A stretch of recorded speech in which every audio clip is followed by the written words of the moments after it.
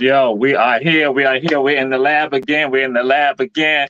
And this is a special run tell that. But you know, all our shows are special shows, always got special guests on our show. And so on this day right here, got one of my family in the house, 50-on-1 family in the house. Y'all know him. He's an artist, he's a producer, he's also a television entrepreneur, television mogul in the house. Our brother Clay Hodges in the house. Bam, peace and blessings, Clay. You in the house. What's going on with you, brother? Yo, what's up, Mr. Jamal? Thank you for having me. Man, you caught me. I'm at work coming back into Savannah, man. The ground is real. We ain't stopping for none.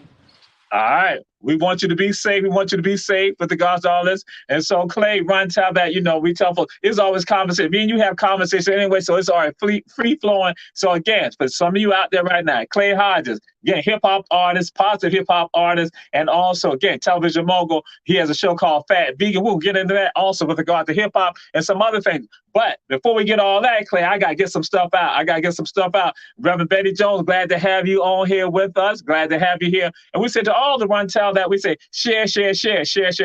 So, Clay, who are you? Yes, sir. I'm a Savannah native, born and raised in Savannah, Georgia, on the east side. I'm an artist. I'm an entrepreneur. I'm everything that you said and more. I'm a spiritual being, living a human experience. I'm using my gifts and my talents to help people, to plant the seeds, like you were saying on the tour that I just did with you. Like, I use my experience in life and my art and my platform to plant seeds in people in hopes that they'll sprout. And, just doing my part, make the world go good. I think we're hitting the little spot you're going through, Clay. I think it was in that zone. So yeah. But Clay Hodges, we're getting back on. With regards again, Clay is from Savannah. Clay is an artist, somebody I'm mad proud of. So are you back? Because you hit a spot.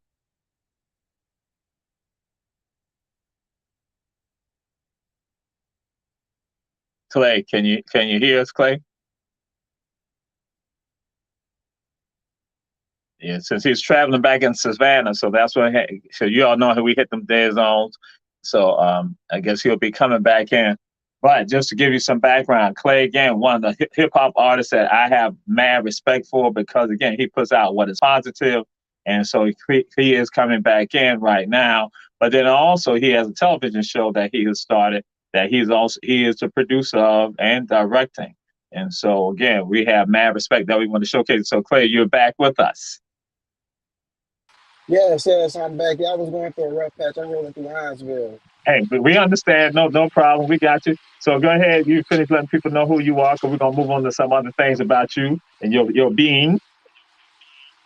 Yeah, I'm not sure how much you heard, but what I was saying was that I'm everything that you said. Like, I'm an artist, I'm an entrepreneur, born and raised in Savannah, Georgia, and I just use my platform, my story, and my journey to plant seeds to be able to help other people start and do their things. I'm all right, about yes, positive change.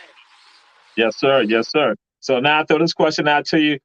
Who are your people? Who are your people, Clay Hodges? Who are your people? You know how we do in our community. Who are your people? Right. Yeah, my people. Yeah, my mom, Chiffon Hodges, her maiden name Stokes. Ronnie Hodges, my pops, Hodges, last name coming from Kansas. They migrated to California and finally spread out there. My family all throughout Savannah. That's my people, man. The Gullah Geechee people are my people. All right. That's it. So now we ask this question of you: who inspires you, or who inspired you? Who inspires? It could be more than one, and then, or who inspired you? It's not a who, it's a what. And what inspires me is life. That's what Mm, inspires me the most. Is mm, life. The things I go mm. through, the things I see, the things I experience. That's what inspires me to create and to do things. All right. Powerful, powerful. So now, and this is gonna get kind of funny, get a little awkward, because I asked everybody on Run Tell That. And so now I tell people it could be one or it could be several. So I'm gonna say, what song gives you that what song what song that you hear that gives you that or songs give you that give you that feeling? Okay, so as of lately, I've been listening to Kendrick Lamar's new album, Big Morale and the Big Steppers. It's between the song N95 and Silent Hill. When he's like pushing on me like, I like it because he's talking about like pushing off the negative energy, pushing off the negative people with bad intentions, like just pushing it off and just continuously doing your thing. So that song like really be getting me going with the beat and everything. You got Kodak Black on it, which I think is a nice taste to it. So as of lately, that's the joint that really got me going right now. All right, all right.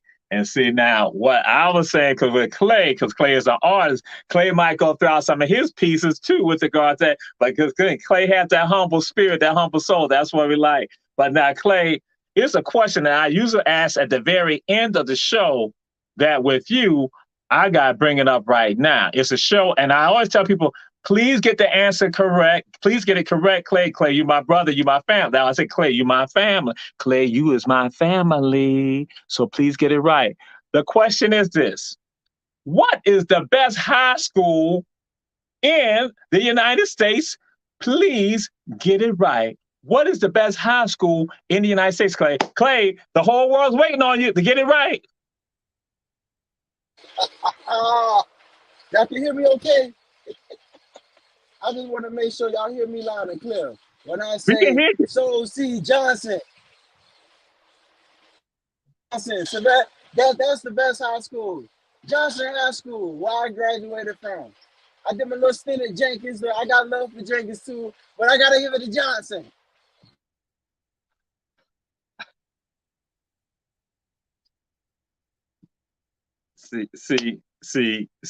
Clay.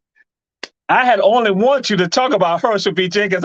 That's why I just Clay, but Clay, because you are a alum of the HBJ too, but you know, I'm gonna let it slide. That's why I had to come to you first, you know. And hello, Ellis, glad to have you here with us. So now, Clay, we're gonna move on to something else. To all of you out there, Sister Terry Mobley, glad to have you here. Sister Ellis. It ain't about no Beach and Tompkins right now. That's why, oh my God. That's why I put the Clay like that, because I knew Clay should have said the right answer right off the top. But see how this again, as my mom said, it's too hot to vex my nerves right now. Y'all vexing my nerves because I already got some stuff I gotta get into with Clay right now. So I had shared with y'all, we done said the best high school in the United States, Herschel B. Jenkins High School. Oh, excuse me, made a mistake, so got me upset. It is Heavens B. Jenkins High School. Heavens B. Jenkins High School, 1800 East Durant Avenue. So we're gonna move into something else. As I shared with y'all, Clay is a television producer. He has a show called Phat Vegan. Phat Vegan.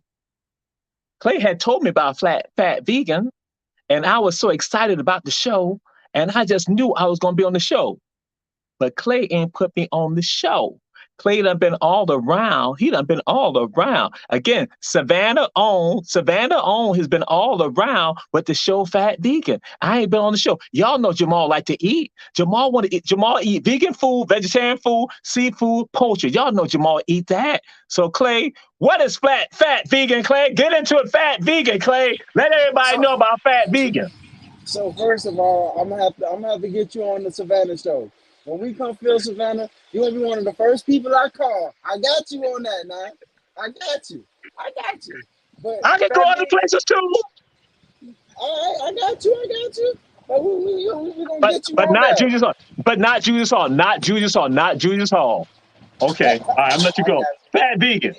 you. So Phat Vegan is a television show where I highlight vegan restaurants. And every single episode, we have a non-vegan celebrity guest. We shot our pilot episode in Atlanta, Georgia, and it featured Big Scrappy, formerly known as Lil Scrappy, amazing musician, also a reality TV star.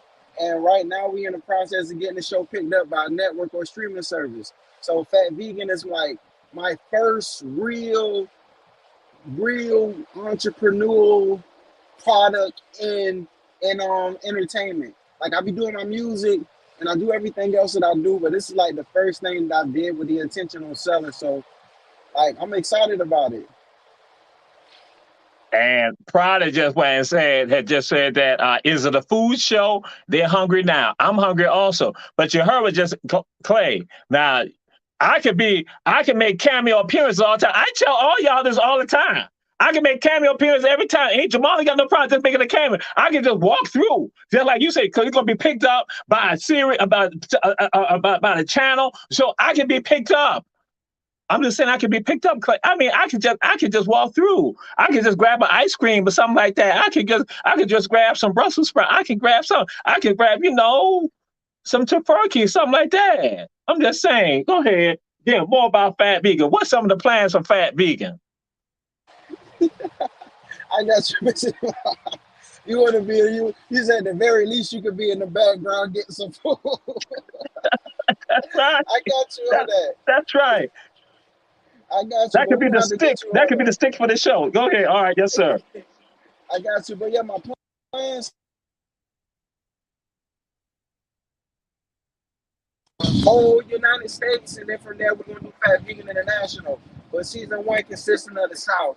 We're gonna start with vegan restaurants in the South because, especially when it comes to Southern food and being in the South, when it comes to veganism, a lot of people you know veganism for being out west in California and New York, but you don't think in the South. But there's so many vegan restaurants in the South, and a lot of them are black owned, which is really dope. So it gives us an opportunity to highlight black owned businesses. And another thing that I do with Phat Vegan, all the shirts that I wear are owned by black owned t-shirt companies. So like we do everything we can to empower the black community economically with the show, on top of exalting our culture, because a lot of the music that you hear in the background, Phat Vegan, is hip hop based. The theme song is hip hop. Like we want to exalt our culture, and we also talk about historical areas. We talk about the black and African perspective of the areas that we grew up in. Like it's a little snippet I put on YouTube about when we covered local green. We talked about the HBCUs around. We talked about Booker T. Washington, MLK, like we also use the platform to educate as well. So we want to do that with the whole United States. And then when we get that solidified and Phat Vegan is a household name, we're gonna take it overseas and do it international. Absolutely. And it's Phat Vegan TV. And so, Clay, what made you? I had to go and share this with people that, again, sometimes, and Clay says something that's extremely important.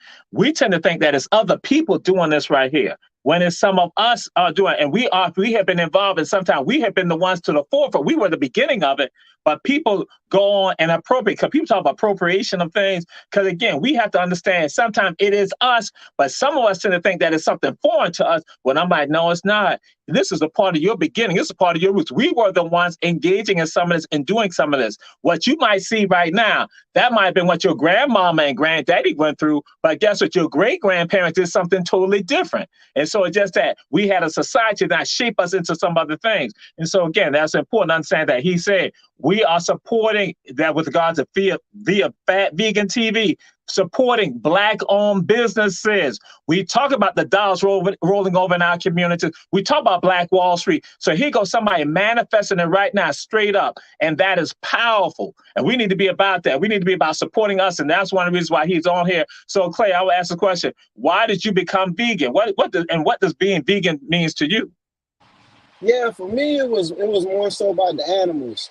I was going through a spiritual awakening, and I just started to learn more about the world and energy and how things work. And for me, I understand that animals have emotions and feelings too, and the feelings that they feel as they're they're going through the process of being prepared to be shipped off and packaged to these grocery stores. They feel that fear, they feel that tension.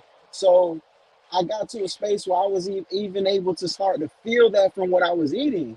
And that's what prompted me to go ahead and be plant-based. That on top of learning about Dr. Sebi, researching his teachings and the things that he was saying about how our bodies is not, foods that we're eating is not conducive to our bodies and the way our bodies are operating, and we're doing ourselves a disservice by eating the way that we're eating. So those were the things that prompted me to go vegan.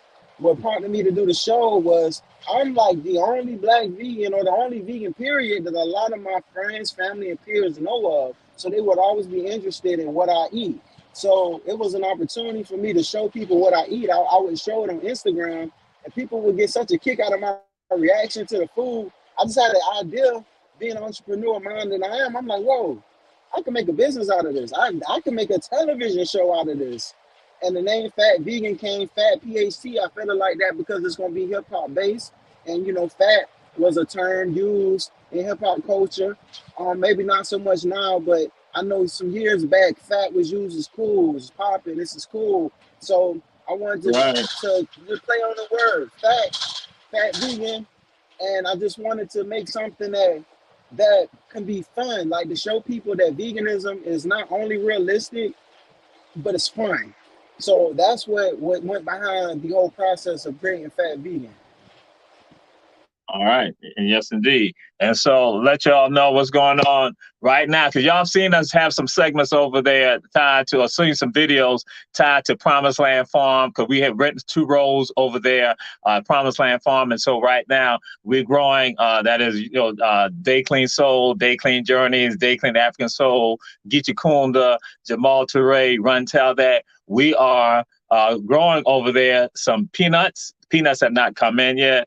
We also got okra. We got 5 species of okra. We also got 3 species of peas, field peas, that is, all Sea Island peas. And then also some maroon, some Bahia, that's some Brazil cucumbers. Also, we got some cucumbers from Brazil. We also got some Brazil pumpkin, but we didn't plant those yet. And then we also got some yellow watermelon, got that. Then we got 2 types of watermelon, the red type, crimsons, and also the jubilees. So what should be coming in July, if God is willing, bam, in July, we should have the watermelons ready, and we're going to open it up for folks to come and get some watermelon. That's what we're going to do. And so Phat Vegan, you know, we're going to make sure we throw it out there for Phat Vegan to come and join with us with regards to the Watermelon Fest that we want to have, a little small Watermelon Fest to give back to the people. And so with that, because again, I'll ask you this question, Clay, because people know, like I share people, that when I had interned in Washington, D.C., people heard me talk about this. I said every day I nam, because, oh my God. Oh, let me say what happened. I had somebody sister with me today. When I said nam, she started shaking it like, yeah, from Guyana. She said, yeah, eat. She's like, oh, I know about eat. I'm like, okay, cool. And I said, and I would nam boneless ham. I love the nam boneless ham. I love to eat boneless ham. Y'all know what boneless ham is. Yeah, that boneless ham. That's right. You love that boneless ham. I love boneless ham. Y'all know right here, it's watermelon. I love watermelon. And I love gooba. Y'all know peanuts. And so that every day in DC, that's what I'm eating.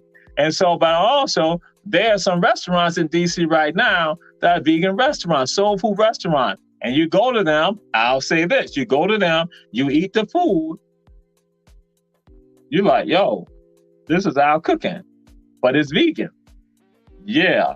So Clay, I want you, because I know, because you do so many of them. What are some of your, I'm going to say, favorite vegan dishes, but then also I'm going to hit you and come back to you, because you ain't got to say it all at one time, but favorite vegan rest spots. So people, because those in the Run Tell That family, they can hear some of the names that they're going to visit. What are some of the favorite vegan dishes that you like? Excuse me, let me rephrase it. Vegan dishes that you like that other people, when they tried it, they loved it too, but they were not necessarily vegan. Because sometimes, you know, that comes into play, like you mentioned, like scrappy. Right, it definitely does. So definitely one of my favorite spots, one of my favorite meals is a spot in Oakland, California. It's called Vegan Mob. It's a Black-owned spot. Ironically enough, the guy who opened it up, he was a hip-hop artist as well. And they have these things like this. I think they call mob fries. They got fries with vegan cheese on it, and they got brisket, vegan brisket on it, and baked beans. It's like a soul food spot, but they find unique ways to incorporate soul food into like your average meals, like your nachos and your burritos and stuff like that. But I love Vegan Mob. Vegan Mob definitely one of my favorite spots. And if I had to say my favorite vegan restaurant, it's so hard because I got so much love for so many different spots. It's so hard, and it's still so many I haven't tried. But I would say I have to give this spot an edge. It's called Butcher's Son in Berkeley, California. I like them a lot because they have, oh my God, their sandwiches are like, they have some of the best sandwiches I've ever eaten. Even when I eat meat, and I take people there who don't eat meat, and they're like, oh my God, this is so good. They got really good vegan mozzarella. I love Butcher's Son. And also, oh my God, pretty much any Ethiopian restaurant, because Ethiopian food be on point. So it's so hard to say my favorite, but I love putting people on to like vegan restaurants. So definitely like Butcher's Son. Every time I take someone there, they enjoy it. And anytime I took someone to Vegan Mob, or anytime even in Vegan, Savannah, Georgia, take anyone to Hungry Vegan, I'm in turn. Oh, he's gone out because again he's going through a spot. So we say to y'all, share. Check out some of the places that he spoke about. I ran out off the camera because I gotta get something. I'm gonna hit him with something like I had told y'all. Clay, no, I'm upset with him. I'm upset with Clay because Clay did the show, and I was supposed to have been on the show. I was supposed to be on some segments of the show. And Clay, mentioned the spot. He talked about Oakland. He know everybody. People, y'all know Oakland. Oh, okay. Clay is coming back in, but Clay. Okay, I see you. Clay.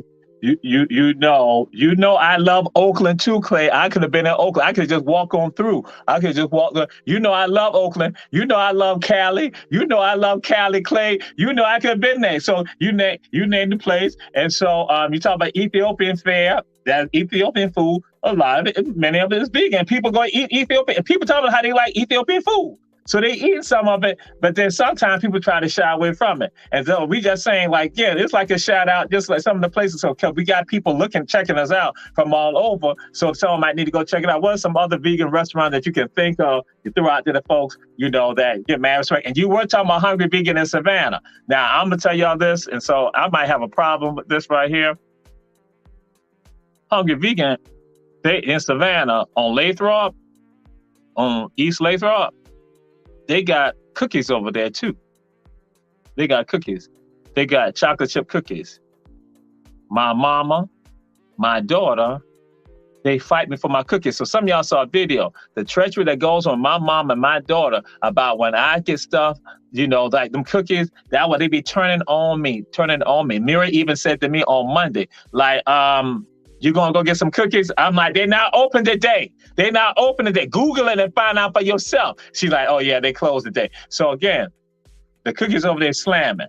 The greens over there, the greens, Hungry Vegan, greens slamming. I like the peas, bam, slamming. But I get peas and don't get no cookies. Leave the cookies alone. I just need the cookies for myself. Okay, I'm just getting that out. So, but anyway, again, the greens slamming. Then they do a spaghetti. I don't get the noodles, but I get the spaghetti sauce, and then bam, I got my chips. I do again. But anyway, Clay, go. I'll let you finish. I'm just let you finish because, as you say, I like food. I could just be walking through. I could walk up to the counter and get something anytime. All right. Right. No, I feel you on that. But yeah, definitely shout out to Hungry Vegan, Phat Vegan. These are both places in Savannah. There's a lot of spots in Savannah that got vegan options as well. In Atlanta, plethora restaurants. Green Summer, Canna Bistro, God dang it, so many of them. Cafe Sunflower, Local Green. It's just so many.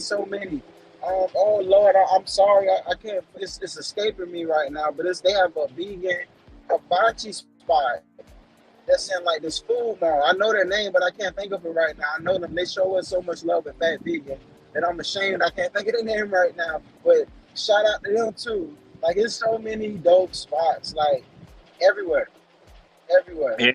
It'll come to you. And so we know that back in that was March. I think it was March or Oh, April. Slutty oh, Vegan I'm came to sorry. Savannah. They did. I'm sorry, I gotta say this. Dalesville and Charleston, South Carolina. I gotta give love to Miss Dales because she had the first vegan restaurants in Charleston, and she feed the community for years, and she do Okay. her thing. I just had to shout her out. All right. And I wasn't aware of that. So yeah, that's something we got to add to our repertoire. Cause we up in Charleston side too. So yeah. Okay. Okay. But yeah. And so again, Slutty Vegan came through and they sold out. And I was in Statesboro trying to come back here, and bam, me and Crystal should have been going there. Me and Crystal, that one of my adopted daughters, right? We should have been going there because I had to leave a mirror down, and Skylar up in Statesboro, they held me up. So I got back here because they knew they couldn't go to Slutty Vegan. So they held me up for going down here because they were jealous. They were mad. But okay, yes, sir. Yes, sir. That's what it's about. And this is entrepreneurship. Again, this is someone from our city right here who's making it happen nationally. And so, Clay, we're going to go into another area that you are doing great things in with regards to hip hop. What is unique about your hip hop? What is unique about you being a hip hop artist? So what's unique about me is that I am authentically myself, and I have no shame in being myself. I'm proudful of being myself and telling my story and my truth. And that's what makes me different, because my story and my truth might be similar to other people, but it's different because it's from my perspective, and I'm telling it from my perspective. And that's the power of hip hop, being able to use my story and my truth to be able to help other people. And I fell in love with hip hop because it gave me an outlet. It gave me an outlet, a way to express myself about the things that was going on around me that I couldn't necessarily express by talking to somebody. I was able to put it in a song, and like, just for those reasons right there, it just helped me out so much. It gave me something to believe in, something to dream for, something to look forward to. I stayed out of trouble because I had this bigger picture of me wanting to be something. And that was all thanks to hip hop, because it was so easy to get in trouble in my neighborhood and my environment. But I stayed out of trouble because of the dreams that were on my heart. And that's all due to hip hop. Like, I fell in love with it completely and utterly. And nobody can say nothing about it. I'm going to argue them down. I do not care. I love it. And you all heard it. And so that's a part of what we have going on right now with regards to imagery and what people try to do to seize our things. That's why I just shared. Sometimes we have something that is great and magnificent that belongs to us, but other people come in and they seep in and they begin to poison the well of our people. And so with regards to that, that's why I say with regard to hip hop, and when Clay was talking about fat was a term that was being used because, we had it with regard to clothing, just in general, that it was something that was magnificent, something that was great. That's a part of it. And that I tell folks this, when you talk about hip hop culture, people part of hip hop are in their 70s, going on down. But people don't tend to think like that. Now I realize because they're in their 70s right now, 70s, 60s, 50s, 40s, 30s, 20s, teens, adolescents. Yes, hip hop. And so with regard to hip hop, and I use this phrase that could one time to something that one of Lupe's song, hip hop saved my life. Hip hop saved my life. So I would say to you, what's your thoughts with regard to, if I say hip hop saved my life, because you kind of alluded to it, what can hip hop do to save the lives of other people? Yeah, so like from the very origins of it, it was a way that we expressed ourselves, our pains and our frustrations. It was a way we taught. The way we transferred information through song, through rhythm and words and flow, it still definitely has that impact and empower. So like a lot of the artists, I think we have to understand our responsibility to our listeners. And I think that we have to be honest with our listeners. And I think that we have to share the things that we think and feel and use our platforms to help people. I know that's not everyone's intention. Some people just want to have fun, and that's fine too. It's a time and place for that. But I think even for those artists, they got to understand their responsibility to the people. I don't want to say any names, but there's a big famous rapper And I love this guy. I love his music. I listen to his music, but a lot of his music he talks about drug usage and him using drugs.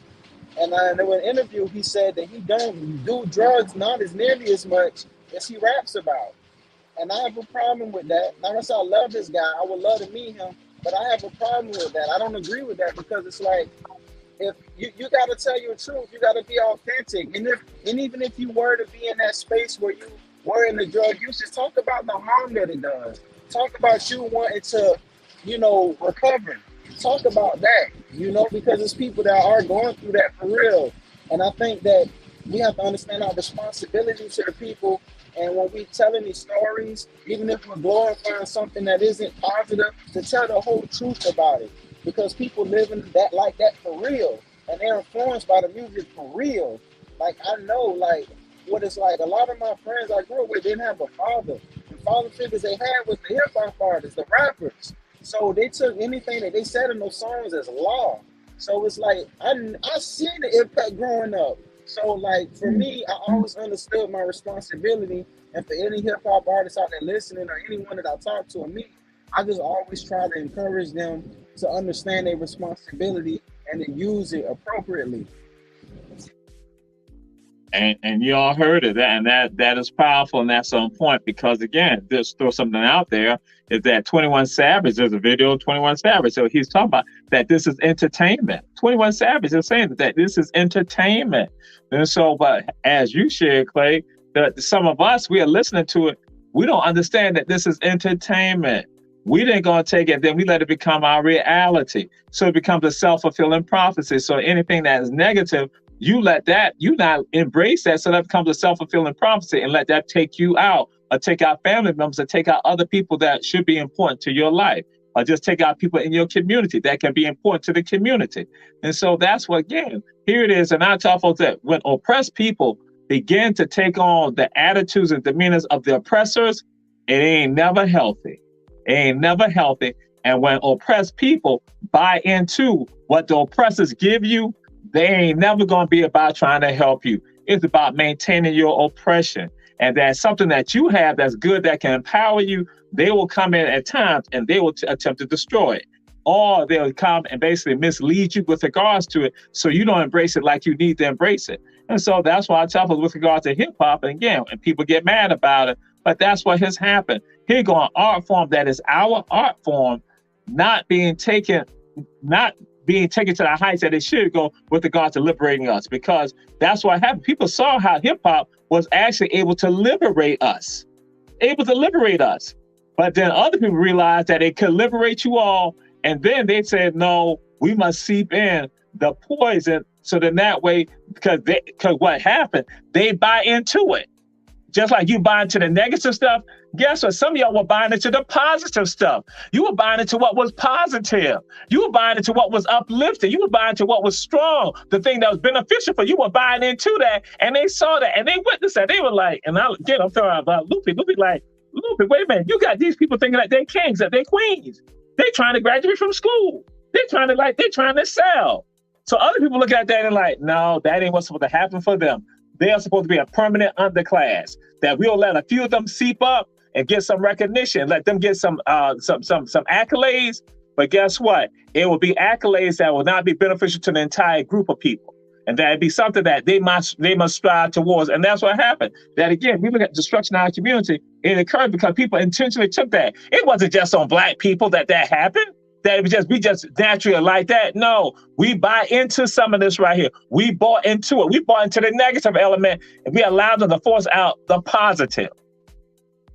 Your thoughts on that, Clay? Because I'm going to throw something else. Right.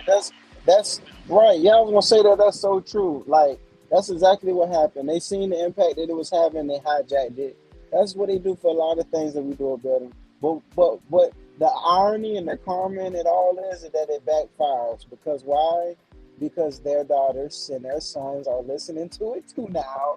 And their daughters and their sons are feeling the impact of it too now. So now what they going to try to do? They trying to... it's always a cycle. Things always come in a cycle. That's why more of the conscious hip hop is coming back. That's why we have the Kendrick Lamars and the J. Coles, who are the top elite level of hip hop, are winning right now, because now they're trying to combat it with positivity. That's why more artists like myself are coming through now, because it's oversaturated with the same message, the same ideas, and their daughters and their sons are now fans of this, and now they're trying to balance it out. And so, share this with y'all. Several years ago, there was an artist who said, when addressing a group of people at an event, he said that if you want positive hip hop artists, you need to support them. That you need to support them financially. You need to buy their production, buy their works. This person said that to a group of people and said, and I sat there, I said, that's it right there. If you want positive artists to be out there, then buy the works of the positive artists. And the person who said that, and that stuck with me, was a person by the name of Clay Hodges.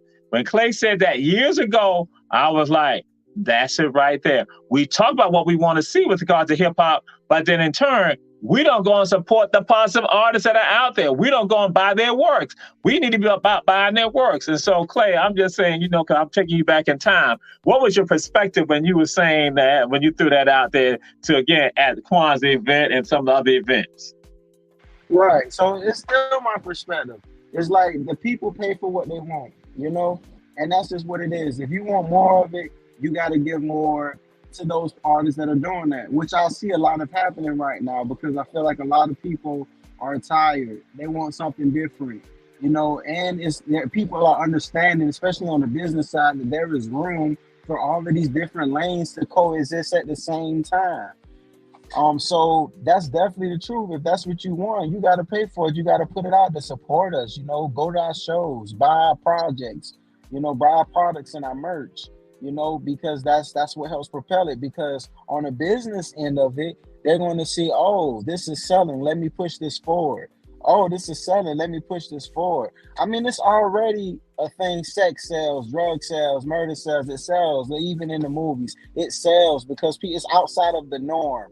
You know, so people want to see that. They want that. So it psychologically, to our nature, is the dark side of humanity. Like, it sells. They play to that a lot, but we're more than that. You know, we also want to be a lift. We also want to be, you know, inspired and encouraged. So I think that it's definitely important for people, the listeners, the consumers, to support the positivity that's out there too. Even when it comes to what they're showing on the news, because oftentimes they show a lot of the negative things that happen. They say, hey, this is sell farther. They say negative news go spread faster than positive news. But I believe, and what I've seen in my experience, that the positivity goes further. The negativity might go faster, but the positivity goes further. So even when it comes to just media in general and just everything across the board, we just definitely got to start supporting more of the positive things. And now you're saying this because we're going to move into another area that you're in, but this still all interwoven with regards to what is your philosophy of life? What is your philosophy of life? How do you conduct yourself? What is your philosophy of life? And that's something I tell to people about. I say that when a person has a philosophy of life, I can deal with them because I know that they have some parameters. They have a framework that they're going to operate within. You know, for me, I tell folks it's about honesty. That's what it's about for me. It's about honesty. If you work with me, honesty. If you just real me, even something I don't like, if you're honest with me, I can respect that. So I'm just going to ask you, what is your philosophy of life? My philosophy of life is be good to you. And that's a philosophy that my uncle gave to me. And I named my album Be Good to You because of how much it impacted me. Like, anytime my uncle would get off the phone with me, he said, all right, nephew, be good to you. He would say that often, but it never clicked until I began my journey of actually learning to love myself for real and understanding myself. He said it that one time again, and it just made so much sense. Be good to you. And it's a philosophy I believe that a lot of people could practice because it's so universal and it applies to any and everyone, no matter what kind of life you live in, because we all know what we really need to do. You know, we just don't always do it sometimes. So to tell somebody to be good to you, they know what it is to be good to themselves for real. And for me, being good to myself is being honest with myself. It's me having grace for myself, having compassion for myself, me loving myself, seeking to understand myself, because I know it starts with me. And if I'm able to do that with myself, I'm able to do that with other people, and it spreads. And it's a beautiful thing, but it all starts with us. So my philosophy of life is be good to you. Absolutely, absolutely. And that's one of the things that I saw. I said, be good to you. And that's, again, starting with you. And James Brown said, that he indicated, who's checking out the show, said that's what he shared a few shows ago. That, again, that look at what was going on, that people, when we do great things, and with regard to that, and how people come at us. And so that's why you talked about this with regard to the light. I mean, excuse me, no, you talked about what I'm going to say, the darkness. And so how can, because you gave some elements to it. And like, so some more like, what does the light represent to you with regard to the person? What does the light represent to you? Because again, it played a role with regards to you becoming vegan, with regards to your perspective, your philosophy regarding life, and with regards to with regards to your music. So and the work that you do. So what is the light represent? Because now, for me, when I talk about the light, I'm talking about the thing again. It's positive. Is the understanding, and it's the respect. What is the light to you? Because again, I hear that, and that's why I kind of get that sense of it. And I don't want to put words in your mouth. That's why I'm kind of like, not specific, throwing everything out there. What is the light to you? Because again, I hear some stuff that is almost, it is a counter, and it's a counter to the darkness, and it's something that the light can overtake the darkness. Right. So to me, the light is one half of what is true, I say, because the darkness is true too. And light and dark, it doesn't necessarily always have to be positive or negative. I feel like it just is. Like with me learning how to be good to myself, I learned to embrace my dark side.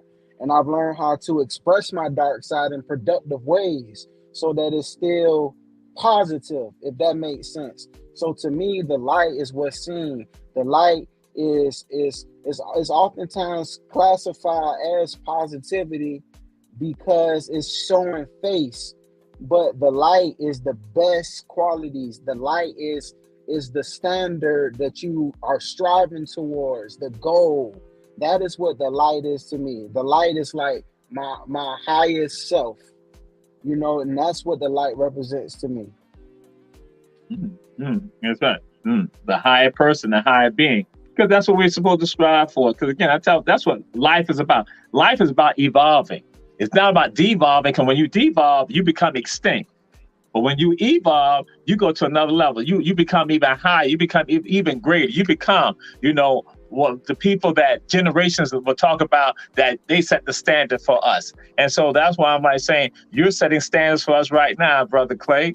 And so what are the standards that you want to set for people, the bar that you want to raise for yourself, to not have someone else climbing up after you, following behind you, coming after you? Because like I said, I'm still going to be striving. I'm going to be praying and striving that I'll be making a cameo appearance, and I go up there and I order some food, then I'll turn around, walk on out, something like that. That'll be just a regular stick one of the regular sticks with regards to Phat Vegan TV. But again, what's the standard that where you looking at taking things to? Yeah.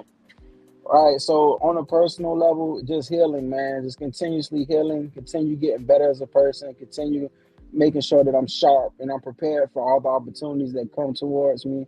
Definitely everything I do is successful, but from Phat Vegan to my music to my nonprofit Be Good to You Foundation that I started with my friends Freddie and Ayana.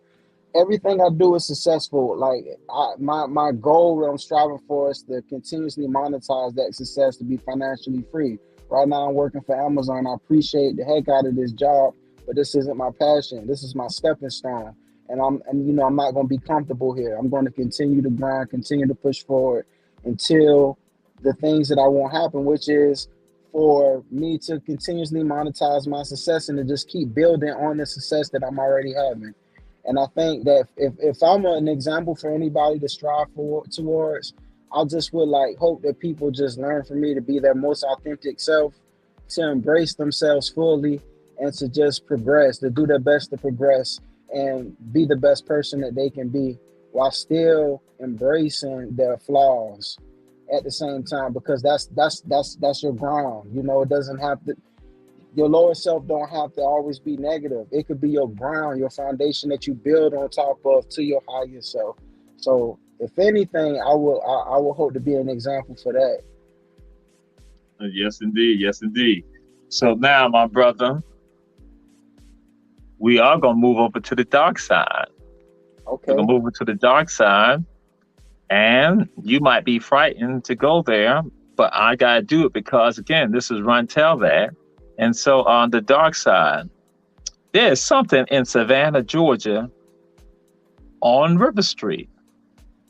There's something there on River Street that I think you made a comment about, that it was not that good of an exhibit. And also you talked about a statue that I had told people, I had said that the statue was ugly. People came at me like, why are you saying that? I'm like, it is ugly. The statue is ugly. The statue is ugly. But then also, you went and talked about something, again, the dark side, all this time to the dark side right now, about Atlantic Station. What's your thoughts with regards to that? Right, yeah. So I used to work at the JW Marriott as a valet driver. And while I worked there, I seen them put up the statue of the African face. And they were also putting up a face of, I think it was a European person. And I was really offended by that statue. And when I got the opportunity, I talked to the general manager and the owner, Mr. Kessler, about it. And, you know, I talked to them. And what I can say is I appreciate them for actually having a conversation with me about it. And in that conversation, I expressed to him and I inquired what his intention was behind that. I found it offensive because it's a statue of an African person in front of a building called the Atlantic slave trade, hence. And inside of that building, the Atlantic, is filled with paintings and figurines of ships. And the only picture of a colored person in that building is seen attacking another person. So I was offended by that. So I brought it to their attention. Mr. Kessler told me what his intention was. He was saying he wanted to use that to talk about unity and being able to have conversations. But I was greatly offended by that. And I even suggested, because once I talked to them, they heard my points and they told me to talk to HR about it. And I talked to HR and I had a solution and maybe putting together a council of educated African American people who are in the know about the culture and who are sensitive to our concerns or just sensitive to the culture in general, to be able to help be a liaison between them to doing things like that, so that they would know, like, okay, I understand what you're trying to do, but this is going to come off offensive. And I wasn't really received seriously when I did that. In my mind, it was like, they was like, just park these cars.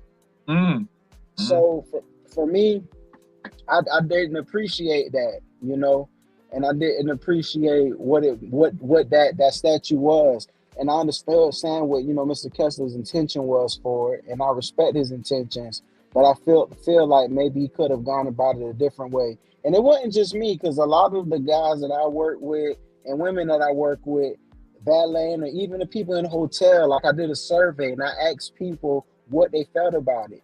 And majority of people I talked to was offended by it. They didn't like it, and they also didn't like the way they were being treated at the job. So it wasn't just a me thing. Like, a lot of people felt that way as well. So that's what happened. The statue's still up there, and you know, months go by and they put up a monument of Martin Luther King on the statue, and they got a lot of blowback from that because a lot of people were saying it doesn't look like Martin Luther King. I don't think it looked like Martin Luther King either. But yeah, and I do want to say, like I was telling you when I was telling you about it, I do feel like Mr. Kessler's intention isn't to be malicious or anything like that. I truly believe that he just don't know. He's not from our culture. He's a cultured person, but he's not from our culture, so he just don't know. And I think that it's important for people who don't look like us, or just people in general, to be more open to other people when they're talking about their culture, because we would know about our culture more than anybody else. And not be ashamed about it. And so what happens for some of us, and now this is not Clay saying this is me saying this, just putting out this to you all who are checking out Run Tell That, the Run Tell That family. What often happens is that we are happy just to be in certain places. And so because we're happy to be in those places, whatever some other people tell us about who we are, we go with it. Or we want to have acceptance. Because we see that with regards to entertainment industry. We see that type of stuff. So that's why some of us who know better go and do things that are not in our best interest. So this happens, whereas, and I shared that there were African Americans who were involved in some of the stuff that was being done down on River Street. And I had said to people back in 2018, I said, it's going to be a problem. So that's why when the unveiling occurred with the MLK, and people now, like I said it was ugly. I was like, I knew it was going to be a problem, but I did not know it was going to be like that.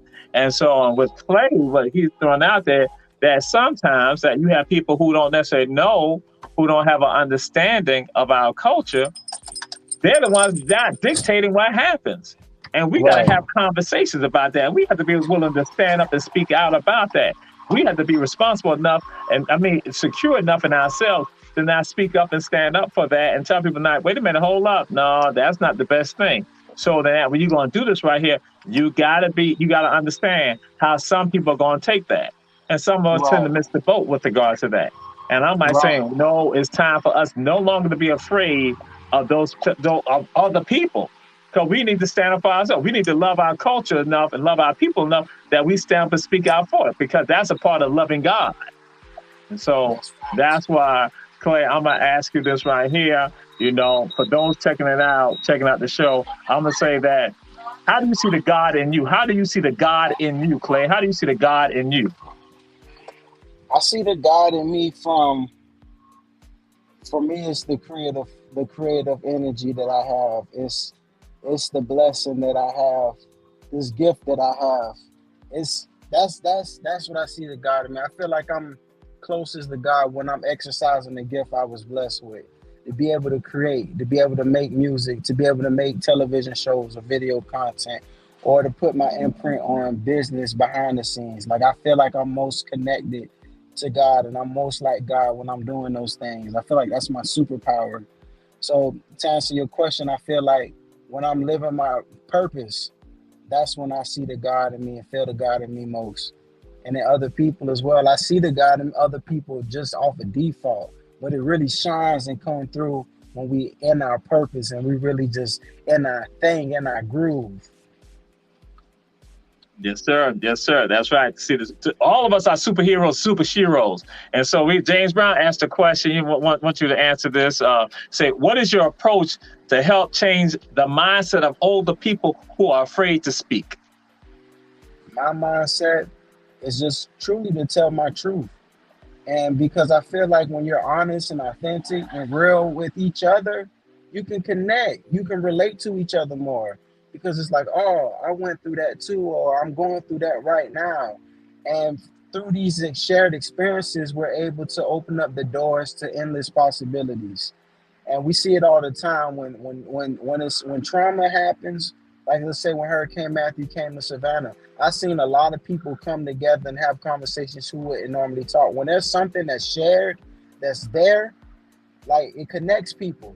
So, and I think the best way to connect the most times as possible is to be authentic, honest, and genuine.